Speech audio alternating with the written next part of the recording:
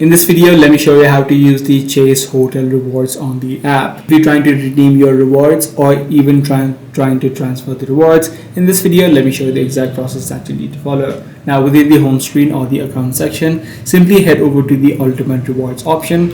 If you straight away don't see this option, make sure you're inside of the particular card that you have the rewards accumulated on, and you simply need to tap on the book travel option. Now, as I said, there are two things that you can do. You can straight away book a hotel straight away from the Chase application, or you can also transfer these points. If the hotel that you're trying to book is not available within the list that is given, what you can also do is transfer these points to the hotel partners. So first of all, check if the hotel that you're trying to book is within this list. If it is not, you can simply transfer the points. So you may also come across a similar section where you have two options, as I said, the Chase Travel, where you can simply book the hotel through the platform, or you can simply tap on the transfer points where you can manually transfer these points.